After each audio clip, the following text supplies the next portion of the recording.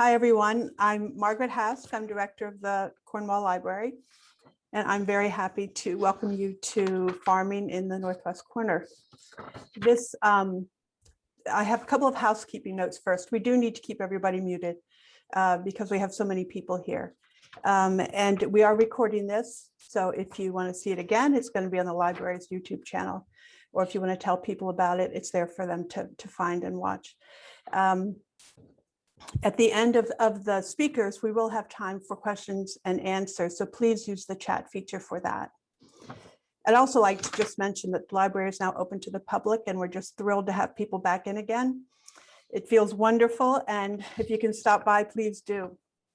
So our host this evening is somebody you probably know if you've been watching our programs. Peter Del Tredici has been a wonderful supporter of the Cornwall Library and has given us many programs over this pandemic year. And here's another wonderful one. So I'd like to read his bio to you. Peter Del Tredici is a part-time Cornwall resident and a botanist specializing in the growth and development of trees. He retired from the Arnold Arboretum of Harvard University in 2014 after 35 years.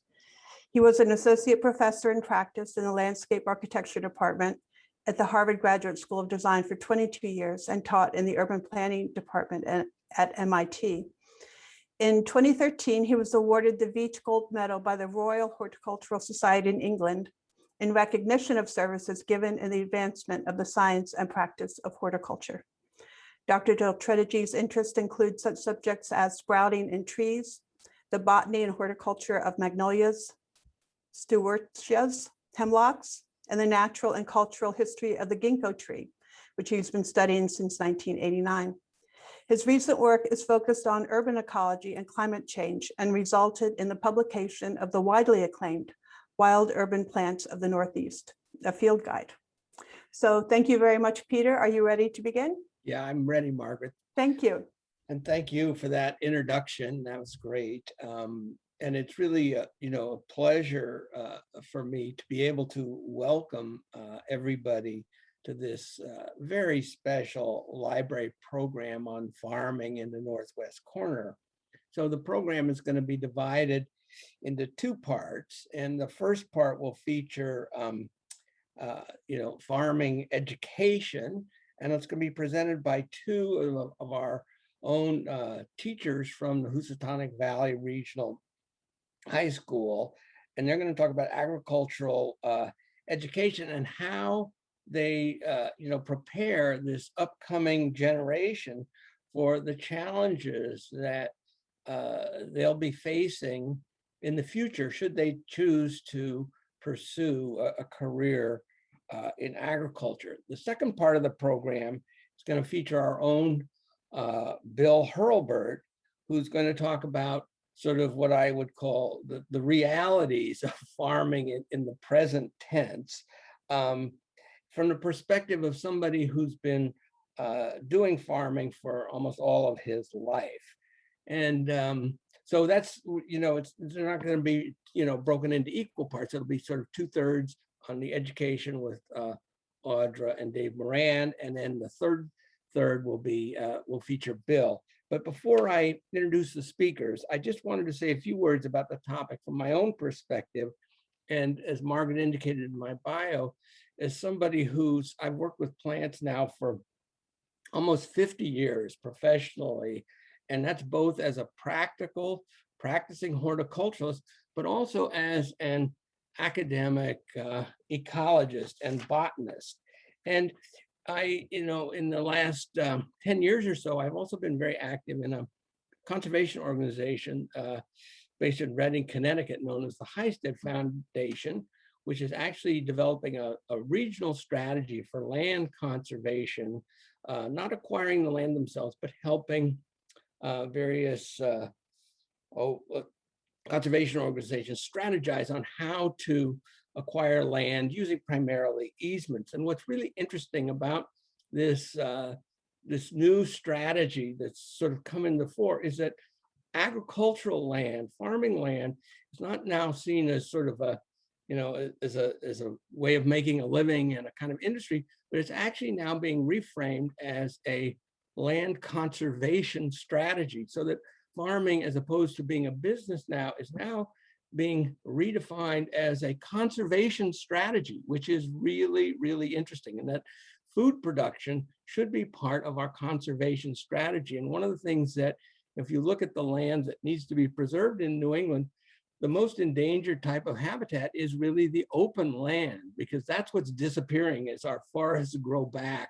And you all know what happens when you, stop taking, mowing a patch of ground, is it doesn't take long for that forest to take over. So viewing farming is from a whole new light as part of a larger conservation strategy. It's really moves it from a vocational educational track to a environmental education track. And nobody exemplifies this transformation better than the agricultural education program at Housatonic Valley Regional High School. So with that little introduction, I really want to introduce our two speakers now. So Dave Moran has an associate degree in arboriculture and a bachelor's in forestry from the University of Massachusetts and in environmental studies from Southern Connecticut State University. A master's degree from Southern Connecticut State University. He's currently working on an advanced degree in educational leadership at the University of New England. His field experience includes work at the Arnold Arboretum of Harvard University, which is where I met him some almost 30 years ago, at the U.S. Forest Service and at Massachusetts Audubon Society. He's been an Agriscience and technology high school teacher in Connecticut for the past 25 years, with the bulk of that time at Housatonic Valley Regional, where he serves as chair of the Agricultural Education Department and the FFA advisor, that's the Future Farmers of America, and the Envirothon advisor. Dave is well known to Connecticut residents whose children have attended Husi, and I must say, in chatting with parents over the year, I've never heard anything but praise for how dedicated a teacher Dave is. Audra is in her 12th year of teaching, which includes both middle school and high school experience, with her last two being at Housatonic Valley. She has a Bachelor's of Science degree in biology from the University of Connecticut, as well as a Bachelor of Science in Agriculture and Natural Resources, and a Master's in Curriculum and Instruction. She's currently working on her Certificate of Advanced Graduate Study in Educational Leadership at the University of New England. At Housatonic Valley, she teaches agricultural mechanics, agricultural engineering, forest science, introduction to natural resources, and farm to table. In her own words, she is passionate about working at Housatonic because of the opportunity to work with such a dynamic team, program, and community. So with that introduction, let me turn it over to Dave and Audra. So I just need to mention that Dave is not going to be on video because it's just not working, but Audra and Dave together will present this nice presentation. Thank you. Thank you so much, Sari, Margaret, and Peter for the nice introduction. We're pleased to come. We're following in the footsteps of Tom Wessels, my goodness. Yeah, that's right. Quite a path to follow here, but we are happy to be here, Audra and I, representing our program and three other teachers in our program. So without further ado, let's see if I can begin this. Yes, the circle is interesting. I learned so much from Peter back in the day, 30 years ago at the Arnold Arboretum, and Dr. Spongberg and Patrick, and that's Tom Ward too, isn't it there, Patrick? Yeah. So the circle is interesting. We're back to Cornwall and the Blakeys, who actually welcomed me into this area, and to bring it full circle to working with Billy Hurlburt and how integral he is to our advisory program. So, Audra? So today we're going to cover a few different aspects: history of the program and the school, organization of how the program is arranged, and then the importance of the community connections that we have with our students.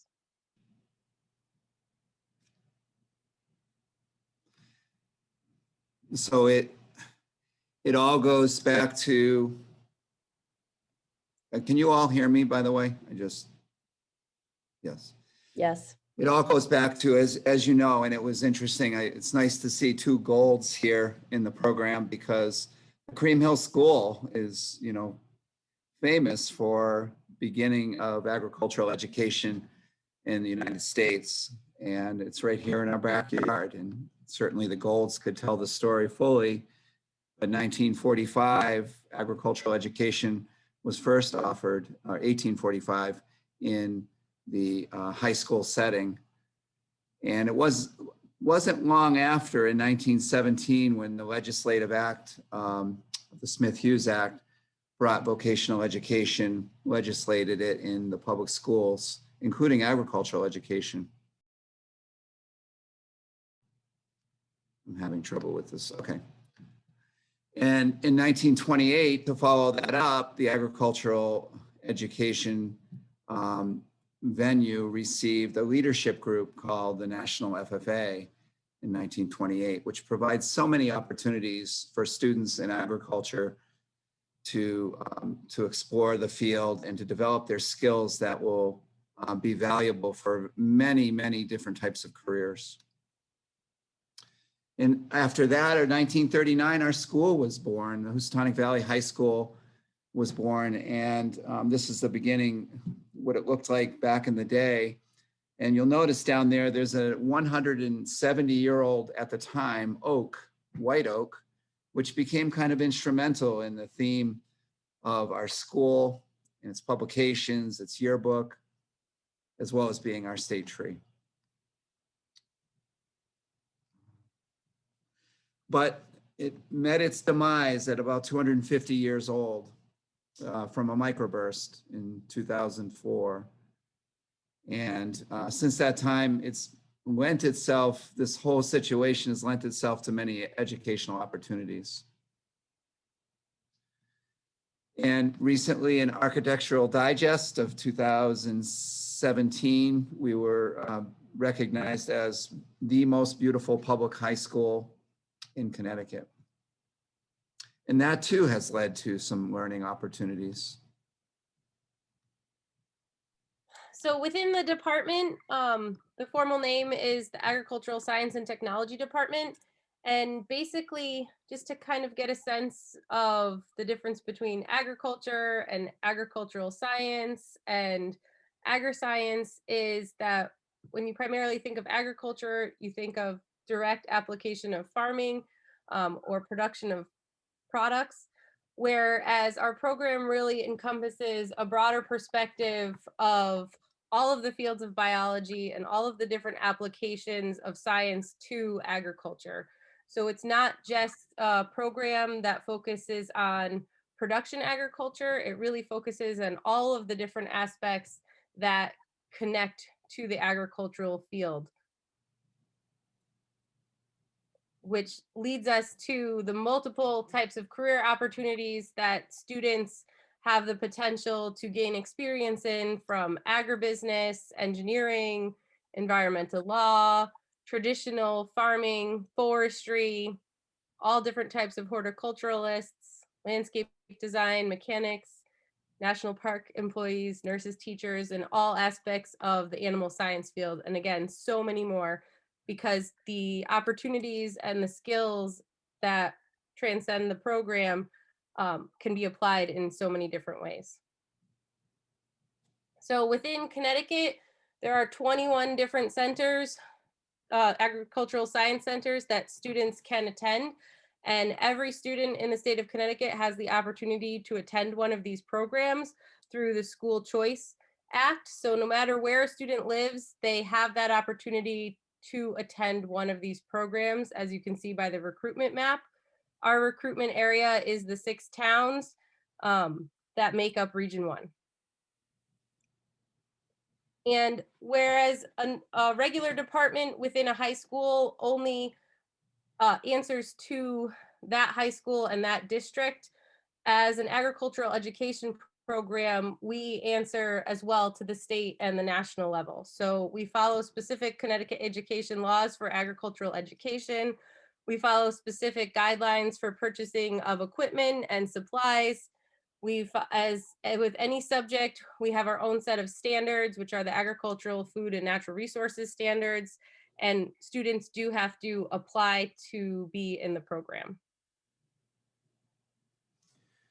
So we're often asked, how can the funding occur for such a program? And we do have a beautiful facility here to be able to teach students about agriculture. Really, the funding is threefold. It comes from the district, the regular funding that any classroom teacher would have to run their coursework. Also, the district is responsible if we were to apply for a special agricultural science and technology grant, the district would fund 20% of that shared amongst the towns. The state level grant would be 80% state funded. So that's 80% of the funding from the state level. And then at the very most local level, and this takes away a lot of taxpayer input, the FFA manages their own account. So the students have a treasurer that manage their own funding to be able to fund trips to like the National Convention, Agriculture Convention, or to do anything like Washington Leadership Conference, or to have an exchange trip. They manage their own funds, and it's because of the generosity of our community for fundraising activities like our holiday sales and marketing. So our funding is really threefold. So the district, as we stated before, is made up of 6 towns: Cornwall, Salisbury, Falls Village, Sharon, North Canaan, and Kent. And we have approximately 325 students in grade 9 through 12 in the high school. About 42% of those students are enrolled in at least a semester course this past year, which equals 142 students from the high school are enrolled in at least one course in the agricultural department. At the national level, the total number of students involved is approximately 760,000. And the total number of programs, chapters, just like our own. So whereas there's 21 in the state of Connecticut, there's 8,739 across the US and the US territories. So our program was founded by Clark B. Wood in 1939. I'm sorry we don't have a picture of him, and there have been some teachers that came after him. Most recently, though, with 71 years of experience combined, Mark Burdick and Karen Davenport were certainly the teachers I grew up with in this program, and they just recently retired and are certainly involved in operations from week to week even. In the middle is Sarah Jack. She is our secretary of the program, and she was an FFA officer here and a student here in her time. And then we have the 4 of us. So from left to right is Danielle Molino, the animal science teacher, your own Audra Leach presenting tonight, myself, and Renee Boardman, who teaches a variety of things as well, animal science, farm to table, and we share a lot of the coursework. So we have a nice staff here. Now, central to everything is our advisory board, our agriculture advisory board, 2 members from each town, administration, and also some at-large members. So we are very, very fortunate to have some wonderful support from the community. This advisory board is kind of a watchdog group to make sure that our program is functioning well, that is following all the state guidelines, that we are offering a 3-circle model of education, leadership, experiential, and classroom. So Billy Hurlburt here is a very influential member of this advisory board. Audra? So the board also, along with everything that Dave just mentioned, also has helped us to move forward and think what the the most relevant connections to the industry are. And so within our last grant application, which we applied for last year, and hopefully we'll know the results of this coming June, that we went on multiple site visits to a variety of schools to coordinate planning a culinary kitchen that ideally will be installed in the next few years and will allow students in a multitude of classes to have experiences working in a commercial kitchen and creating dishes with products that are either produced at the school or in the local area. We're also supported by alumni, and these aren't necessarily all members that have been in the FFA chapter or in the agricultural education program. The alumni is a strong arm group of the community, anyone that's interested in supporting students, raising scholarships for exchange trips or leadership conferences. We have a very, very strong alumni. So within the program, more than just a traditional classroom, each course includes these three aspects. So we have the classroom or laboratory instruction, we have the leadership aspect, which is the FFA program, and we have an experiential learning experience, which is called Supervised Agricultural Experience, or SAE. So each student in the program is involved in those three areas. Our 5 areas of study within the program are agricultural mechanics and engineering, animal science, food science, natural resources and environmental science, and plant science. And within the program, these are some of the course opportunities that students have the chance to take. They could be full year, they can be semester-based. All of our courses are STEM courses for the new 2023 Connecticut graduation requirements. We do also have 3 courses that students can obtain science credit in, and 2 courses that students can obtain a humanities credit in. So one of the areas, plant science, would involve floral design, working with cut flowers from around the world. Now we're studying sustainable cut flower production, greenhouse botany, and landscape design and construction. So we get involved in all kinds of projects. This was one of our first when I began, and the New York Times covered the efforts to restore the disease-resistant elms. Students work with cut flowers, again, from around the world to produce products for real life events. And here is our animal science teacher, Daniel Molino and Renee Boardman. They're kind of kidding around here with a goat project and some new kids. Now, it's a pretty exciting thing. Everybody watches these animals in the stages up to giving to kidding, and it's on a camera that anybody in the school can watch. So it's highly anticipated by many students, whether they're in our program or not. And in the middle there, we have some piglets. The landscape design and construction course involves equipment. It involves plantings, like restoring the plantings to the original high school in 1939. It involves working with a community of people, community citizens and foresters, community foresters with this arboretum. And it's a small wedge of the Arnold Arboretum, Peter. But it's something that students can study the origin of plants, what their natural range is, what their scientific names are, and to basically take a walk on campus and to study the natural or the introduced flora. And they love this. The tree planting is, we've planted over 41 species. It's a big event leading up to it. These trees are dedicated to individuals, to classes, and sometimes as a memorial under a class. So these are the species that we've introduced since that big white oak fell. That's when all this began. Within the mechanics and engineering area, students study a variety of topics, from welding to woodworking to equipment operation and maintenance. as well as in these pictures, you can see students running the sawmill, talking to a local farmer about the technology for their corn planter, a natural resources operation, and then getting experience TIG welding. Other aspects include woodworking and some land management practices.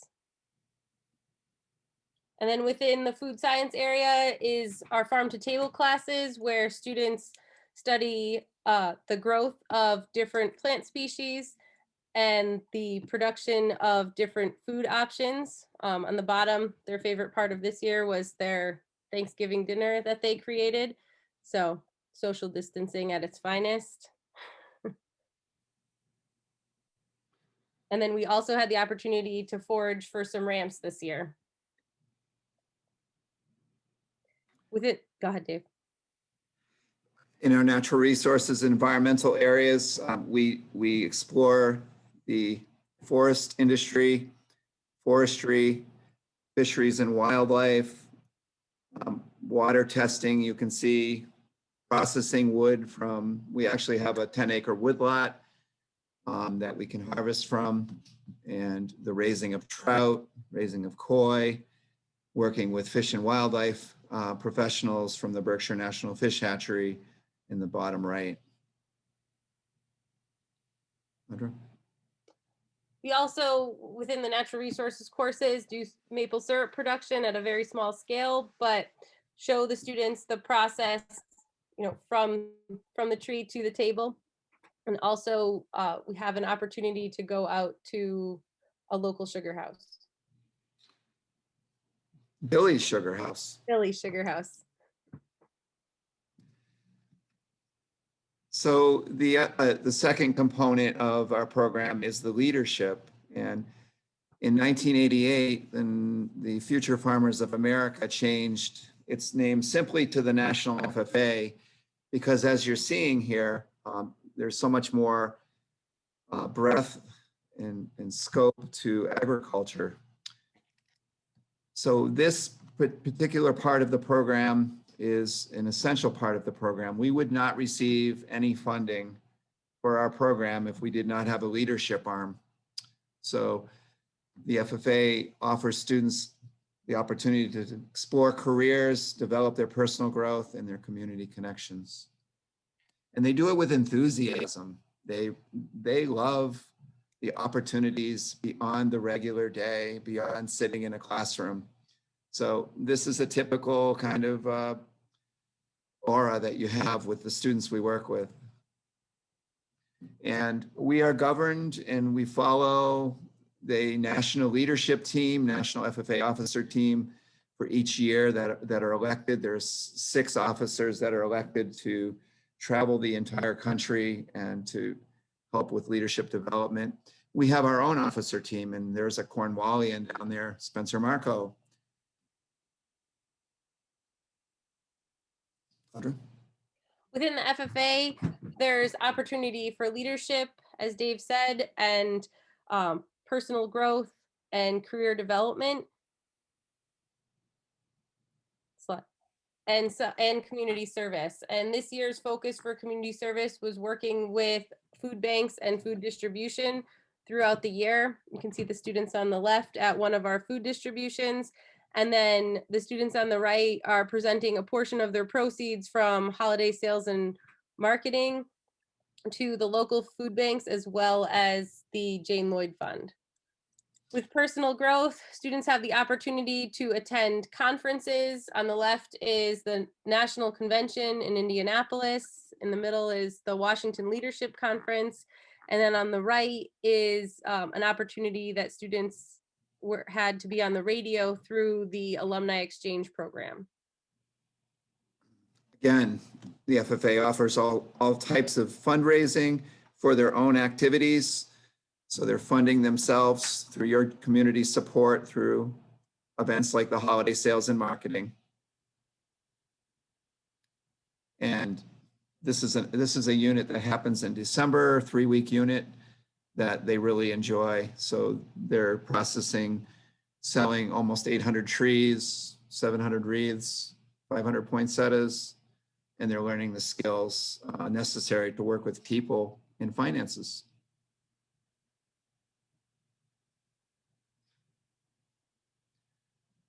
Audra?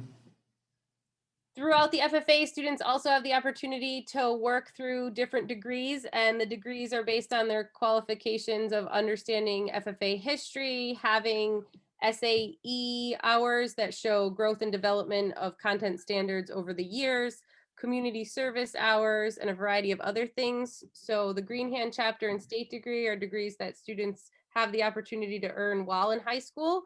And the American degree is a degree that students must maintain their involvement within their SAE post-graduation, as well as maintain their involvement with community service post-graduation. And they usually receive it their junior year of college or 3 years out of high school. They make lots of legislative connections with people that are working on agricultural policy. Johanna Hayes here, Senator Murphy. This is pretty integral to what we do is we reach out and make political connections, ties legislatively, and compete all over the nation.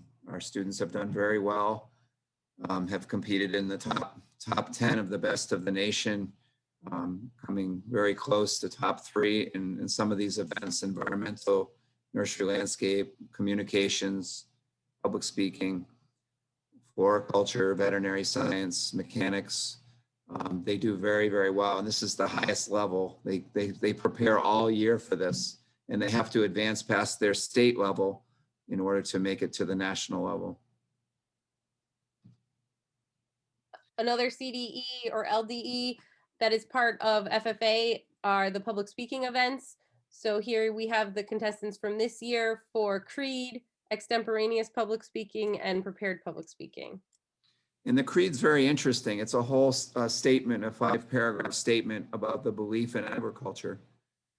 So it's an interesting little, they memorize it, they ask questions, they act it out. Prepared speaking is pretty intense. They research something at a pretty high level of research on an agricultural issue that's current. And they're recognized at the national level, and they like to recognize people in the community during our National FFA Week that happens every year. And you can see our principal down in the bottom right, who's a great supporter. Our whole administration is so supportive of the program. Our teacher, Danielle Molino, offers all kinds of experiences. She's working on a Greece trip, on a Scotland trip, but coming up in this coming year is a Galapagos trip. So she'll be taking students out to the Galapagos to study, of course, evolution.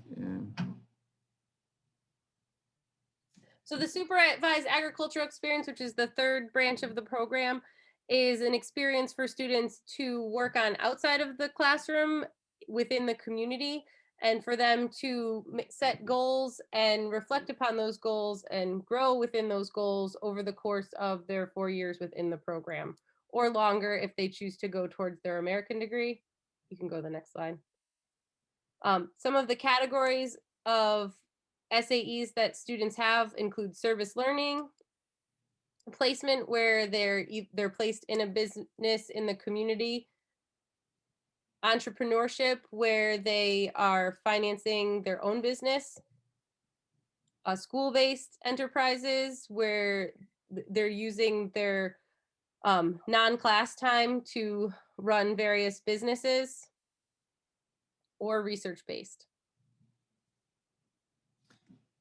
One other subcomponent of our program is to compete and to be a part of the National North American Envirothon program with United States and Canada and now China. So this is a long-standing program that we've participated in since 2002, 2003, and had a chance to visit some really wonderful places around North America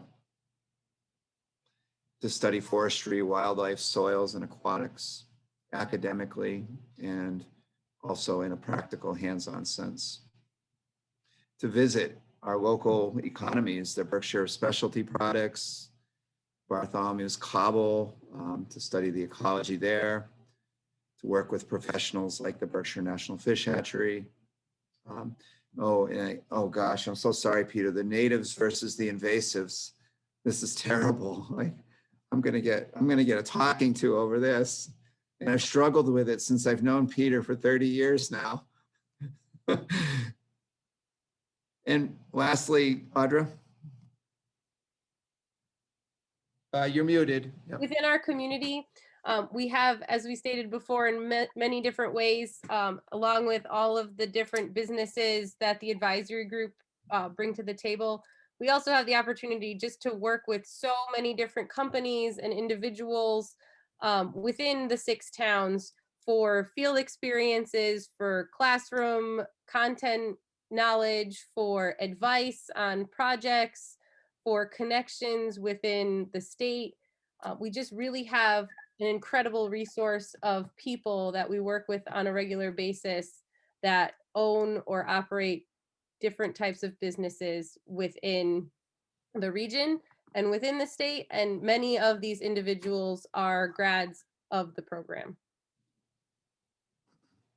So we'll just finish it with a few more glimpses of restoration projects.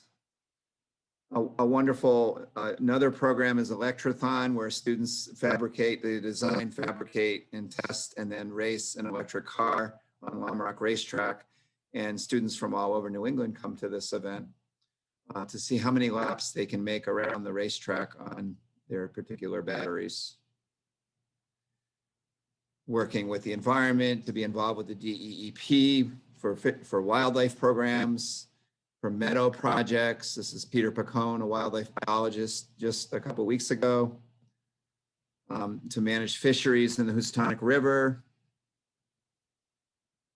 and to work with ecologists, foresters at the Great Mountain Forest, which interestingly enough has a tie into the Arnold Arboretum. We see lots of the plants at Great Mountain Forest from those original collections. And to study what a beautiful place. We have such a wonderful environment and beautiful places to take students, like the Cathedral of the Pines. And not too long ago, it's been a few years now, but Lila Pinchot, who has gone on to receive her doctorate now, but Lila Pinchot worked with us to help establish the American chestnut nursery plantation to help to try to restore the American chestnut and have a research orchard. So our forestry students, our landscape students have been involved in this, but under wonderful guidance by Wood Sinclair as well. So that's our little description of what we do with farming and how that has evolved into something, to use the term that we started the program with. There's been a great succession here of evolvement of the program and what agriculture means to us and what we're able to offer students. So we'd be happy to take any questions that you might have, or to transition into Billy's program.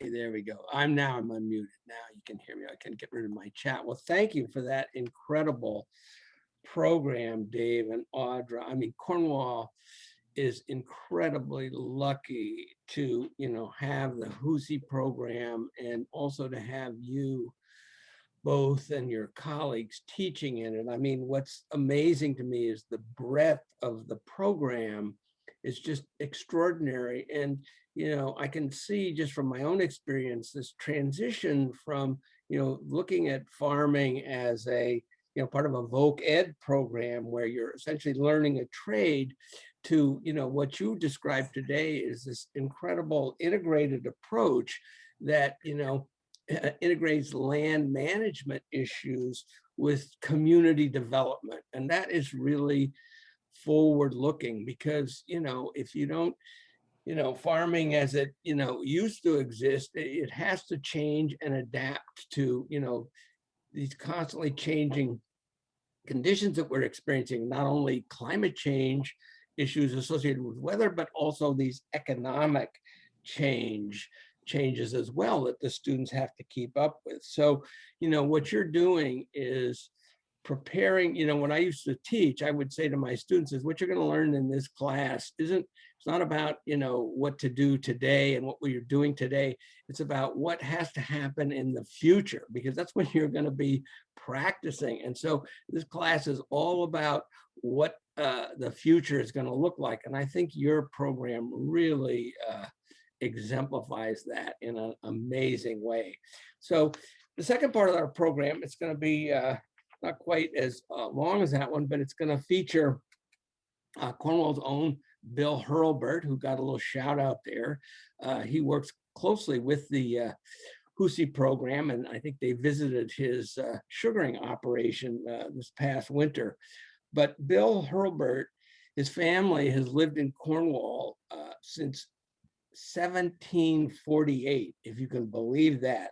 So his ties to Cornwall and to the region are extremely deep. Bill grew up on the dairy farm that was owned and run by his parents. He has always lived and worked in Cornwall Hollow and dedicates his energy and knowledge to being a steward of the land and caring for animals. Since early adulthood, he enjoyed working in the woods and has been involved with forestry. He's also dabbled in excavation and now commits his energy to providing local beef. And he raises cows, not only in Cornwall Hollow where he lives, but also on the Cream Hill farm. And if you drive up and down Cream Hill Road with any degree of frequency, you can appreciate what an amazing job he's done on that site. He learned the process of making maple syrup from his father and continues to do it each spring.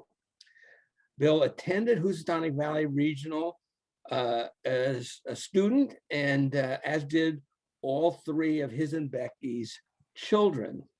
And he has always maintained a strong involvement with the local FFA chapter program, and he's on the advisory board for the agricultural department with Dave and Audra at Housie. His dedication to the land and his town is exemplified by his service on Cornwall's Wetlands Committee. So without further ado, let me bring on Bill Hurlburt. There you go. Take it away, Bill. Thank you, Peter. I don't know if I'm going to be as lightning as Audra and David are, but I'll try it my best. I did write some notes here, so I'll just read them slowly and stuff. But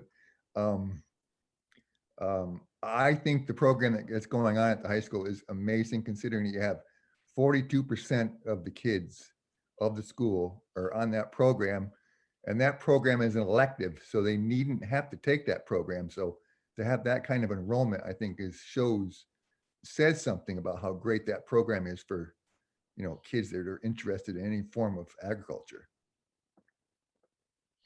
I'm dating myself here, but I want to go back like 55 years ago. I'm thinking about at the intersection of Hall Road and Route 128, there used to be people by the name of Hoffs that used to raise chickens, processed chickens there, produce eggs, and they also had an orchard.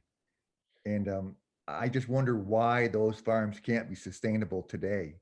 I'm sure back then that family grew up on, growing those products, and it's very hard for that type of stuff to happen today, and I don't really know why. Farming is a 24/7 job, and there's no proper compensation for the hard work that has to be invested. The current challenges that come immediately to mind, some of the things are the weather and how that has changed during my lifetime. We used to get a lot more snow. We used to have a killing frost in the fall, but I don't know when the last time was that we had a killing frost. The other big challenges to a farmer is financial aspect of running and sustaining a farm. I learned a lot about farming from my father and also from courses that I took at the high school.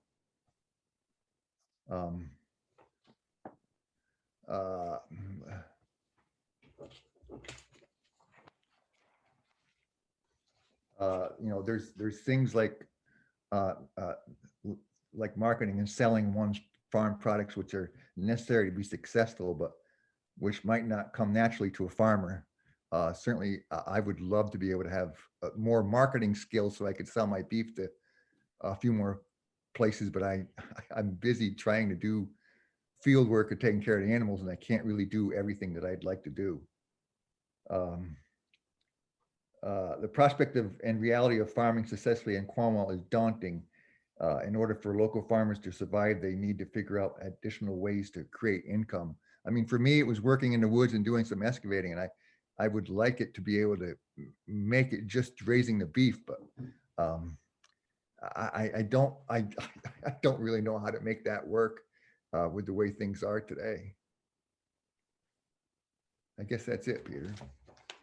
Well, that's a great little introduction. I mean, the thing that always instructs me is that, everybody's very interested in this word sustainable, when they look at a farm, they want the farm to be sustainable. In other words, that you put your resources in and you get your resources out. And they think of it in terms of like, not cutting more trees and grow and, things like that, but, and not using as many fertilizers and pesticides so that it's less polluting. And that's sort of, it's come to mean being green, but there's another aspect to this question of sustainability in agriculture that's really important, which is the this whole issue of economic sustainability. And, as you alluded to, farming, it's a really tough life. I mean, if you have animals, there's no vacation. You can't go on vacation, and, if you get sick, there's nobody paying you, there's no sick days when you have a farm. And so it's really a challenge of how do you take this traditional occupation that has, is rooted in the land and make it, functional in the, in the 21st century when you're just, like you are, a sole practitioner. And I'm not asking for answers, but, what's your, what sort of comments do you have about this whole issue of economic sustainability in farming? I don't know the economic part. I'm kind of lost for words here a little bit, but I'm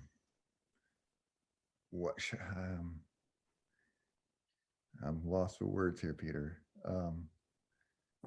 Well, I mean, the question is, you've lived in Cornwall all your life, you own property here and stuff, and you've managed to have a lot of things going on, but, do you think somebody just starting out can, make a living farming in Cornwall? Is that? No, it would be extremely difficult. It's extremely difficult for me to not, unless I did other things to just farm, nobody can do it. I think if you look around town here and you see there are multiple people, there's a handful of people that make hay and have animals, but they all have regular day jobs to support, that farming thing that they have in their blood, and it's kind of hard to get it out. And so it's really difficult. I'm sure it is. Right. Everybody wants a farm, but nobody wants to farm. So, and I don't know how, except here in Cornwall, because they're, everybody in Cornwall, they're so great and generous. I mean, unless, you're subsidized, unless you can help somebody and subsidize them somehow to help them get started, I don't think it's going to work. The price of machinery and everything is just, incredible. And I think some people don't realize how much it costs to actually buy a tractor or run equipment and keep it running, and do what we do. Oh, absolutely. And people forget, that the Cream Hill farm that you're doing such an incredible job with, that's actually subsidized by the state. The state stepped in, and paid the Golds a substantial amount of money to keep that land in agriculture. And, we're not for that subsidy, I'm not sure that, Cream Hill Farm would even exist today. So, I mean, this idea, and this is where I think this idea that farming is part of a land conservation strategy is really important. And it's, in the same way that we subsidize the procurement of woodlands for, as a hedge against climate change or to protect water. I think that, we have to view farming not as a business that has to be self-supporting, but it's in everybody's interest to keep farming viable. And that's going to require, resources beyond just what the farmer is able to make. I don't know if you agree with that, but I certainly feel that way. Bill, what do you feel about some of the larger farms that are niche marketing? Looking at Freund's farm market as an example, with the farm, there's really three different entities: the farm market, the dairy, and then the cow pod facility. Or Laurelbrook Farm with the dairy, and then the composting, and then also the gravel, the natural resources. That's another way to approach agricultural from the economical standpoint.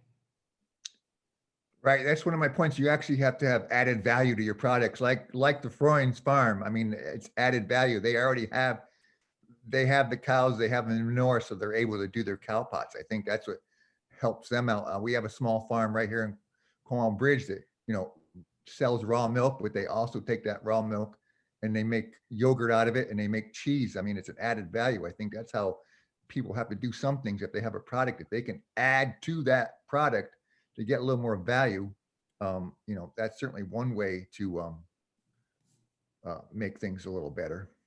Yeah, and then they also have challenges with meeting environmental standards, conservation standards too. That's another challenge.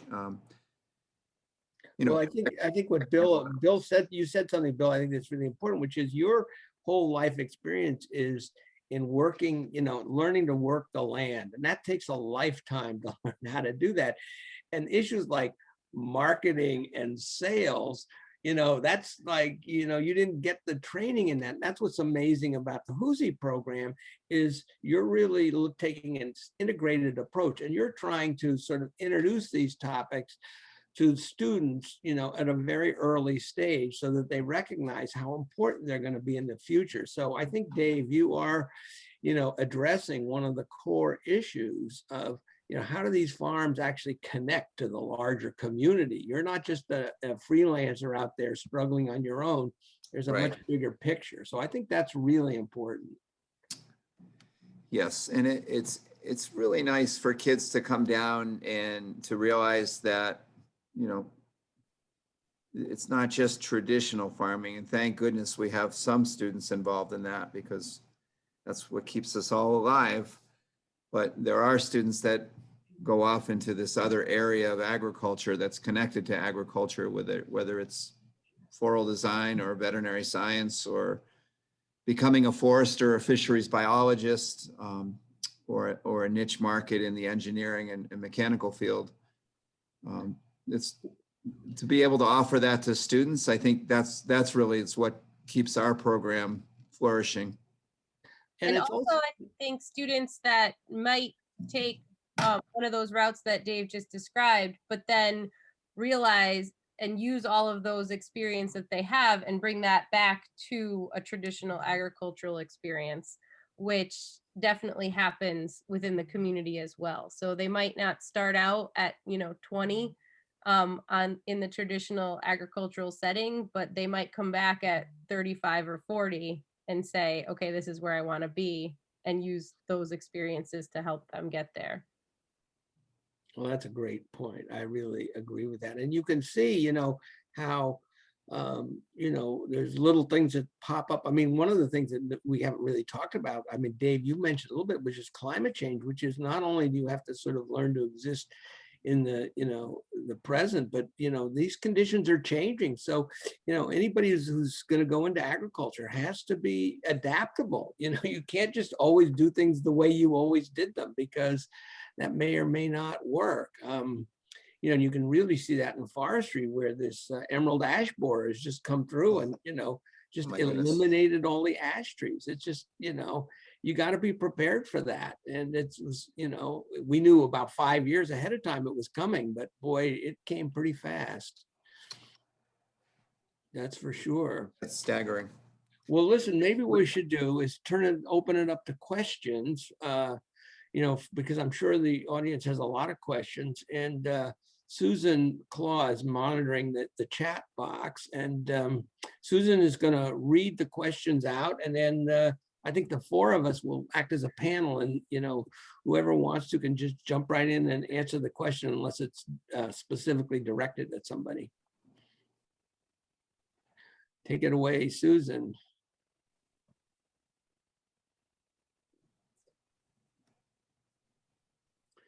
Let's see. There you go. Thank you. I couldn't unmute myself. The ultimate in someone controlling you when you can't unmute yourself. All right, well, let's see. There was one, my comment just to start, it's not really a question, but nothing has ever made me feel like I want to go back to high school. But I think maybe I would now. Do you have a program for like senior citizens exchanges or something?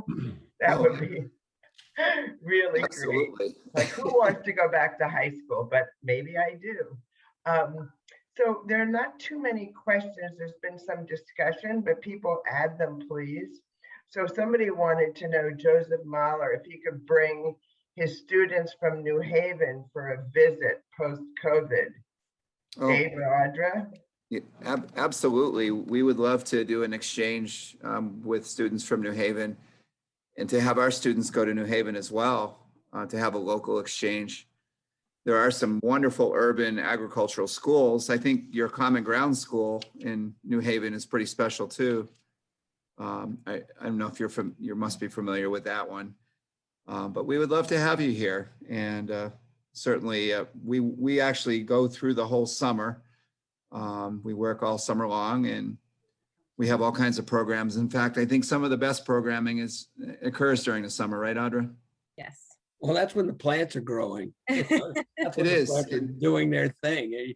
It's so ironic that, school ends in June, just as, or in college, May. My landscape architecture students, they all ended just as the plants are starting to do their thing. But I will say that this whole thing about this connection between, say, New Haven and Cornwall, it's really important that, getting people who live in the city to understand, the reality of where, what conservation means is building this linkage between the urban and the rural areas. I think that is really, really important. And, I think we need to sort of break down those barriers. And I think one of the best ways to do that is by talking about food and food production, because that's what everybody's interested in. And, Right. I think that's a really important direction for the future. Ann and I emailed Joe individually, but there are, as we said in the beginning, there are 21 programs in the state that are the agricultural education programs, and New Haven does have one in New Haven called the Sound School. So the Sound School is run under the same context of what we just described today. Obviously, some of their programming is a little bit different and it fits their area. But again, all students, no matter where in the state, do have that opportunity, as well as John Bowne High School is in Flushing, New York, and they actually have the largest agricultural education program in the country. They have over 500 students, and they operate approximately 4-acre plot of land with those students. In Flushing. So we have another question here from Roxana Robinson. She said she wondered why they introduced a Norway maple onto the school campus. Oh, Dave, Dave, take it away. take it away, Dave. well, every plant has a place, right, Peter? Right. Well, and Peter can help me with this, but that is a Crimson King cultivar of Norway maple. And it was planted here around the 1950s. So that's not a recent introduction. But our students always look for Norway maple seedlings in the surrounding woodlands, and we've not found a Norway maple seedling yet. There you go. Is it sterile, Peter? Well, it's not sterile, no, but what it is, and the reason it was planted in the 1950s is all of the elm trees had died from Dutch elm disease, and they needed to replace them, and that was considered the toughest, most adaptable tree. And it's also very salt tolerant. So, you know, when you think about salting your parking lot and so on and so forth, Norway maple can actually tolerate that, whereas a sugar maple planted anywhere near your parking lot is not going to do very well at all. So in an urban context, I think the Norway maple makes some sense, but you know, I'm also not for, you know, cutting down 70-year-old trees because you know, they're politically incorrect. You know, as long as it's not becoming a problem, it's not spreading into the surrounding woodlands, I don't see any problem with leaving it. And we have a ginkgo too, Peter. Oh, there you go. That's great. Well, I looked at your list. You have a very impressive list there. So Another you're doing a question good from job. Shari is the teaching arboretum a place that allows visitors, and are the trees tagged? Yes, so we do have some labeling deficiencies to correct. Some of our signage isn't holding up well. And we're not at the state where we can nail plaques into trees like the Arnold does. But we do have some signage. We have a committee of people that are working on some new plaque development, and we are also working on a teaching arboretum brochure so that people can come in and do self walks. But we would welcome visitors anytime and be happy to give you a little tour. My question was whether you say kids have to apply to the program. I'm thinking of coming into the program, so I need to know, what do they have to do what is the application process? So what does it mean to be in the program? Well, traditionally with the 20 other centers, students they interview with us as well. So they interview with administration, they interview with our program staff, and they fill out an actual paper application, an essay.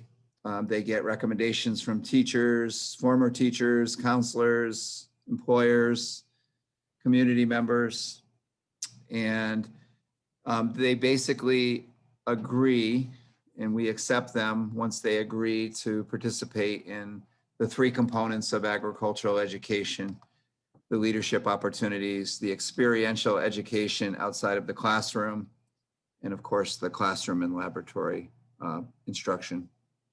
Thank you. So I have a question for you, Dave, which is, I know you track your students for a few years after graduation, but do you have any sense of what percentage of the students who are in the program actually go on to have careers in some related aspect of agriculture? Yeah, I tried to bring up that information. I thought that might be a question, but I have to reach out to our state consultant on that. But we do a 5-year follow-up survey with all our students.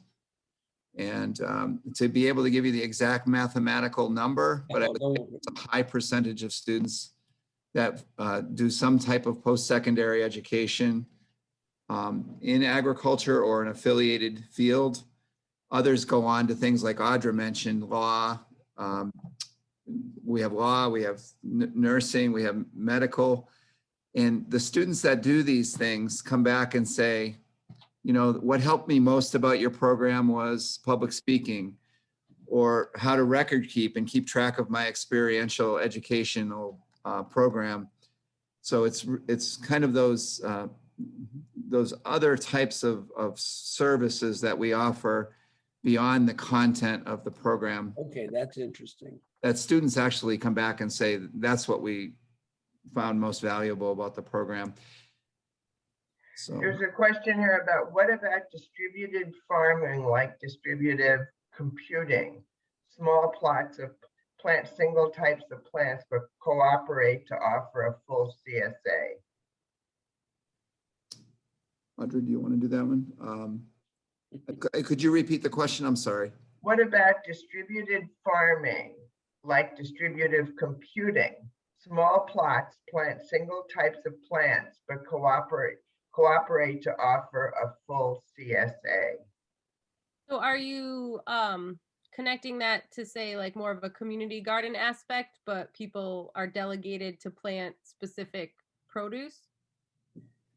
Or This is from Joseph Mahler. Maybe you should If unmute he's him. there, maybe he could actually be unmuted. Right. and Expand on it. My guess is he's trying to think about it as a way of spreading So- out the work, basically. Well, spreading out the work and also I'm a gardener and I try to grow my own vegetables, but I'm always frustrated because they wind up being the most expensive vegetables I ever buy, and not enough of them to feed my family anyhow.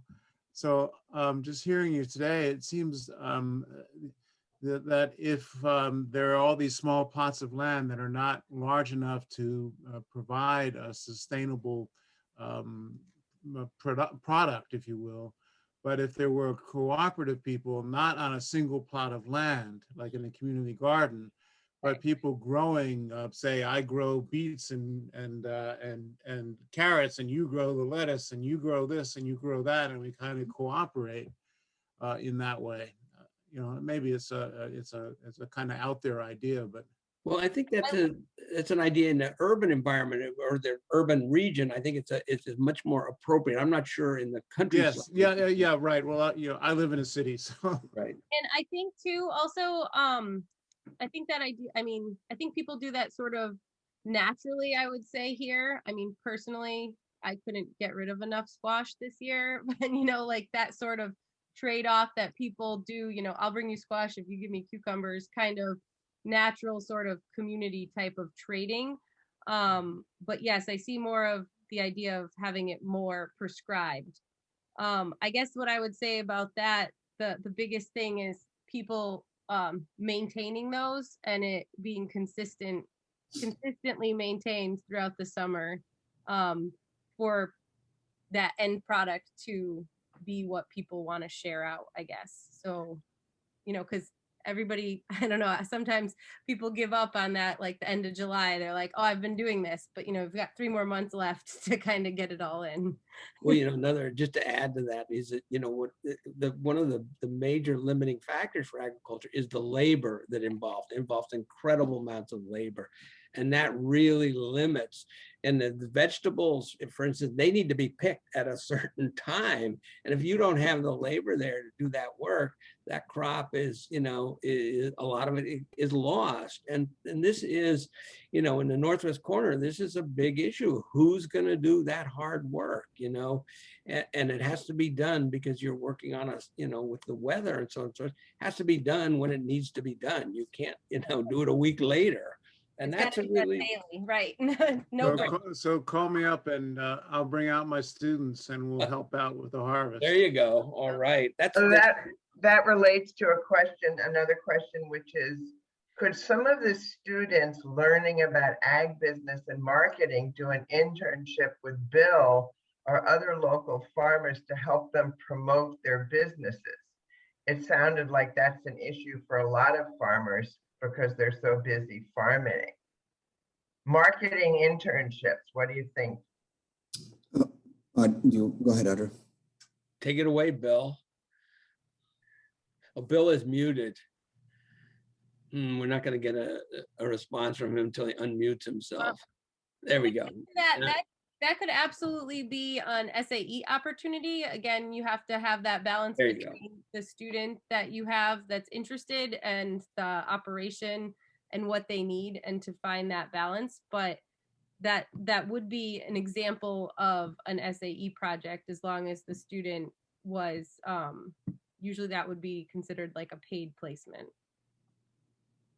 Yes, we'd welcome any of those type of opportunities. And that's actually a big part of our work in the summertime, is to pair up students with valuable, meaningful kind of experiences. So a large part of our work is supervising these and making the connections, and then supervising the experiences. Bill, you have students who work with you, don't you, in the summer? No, I just have my nephew work.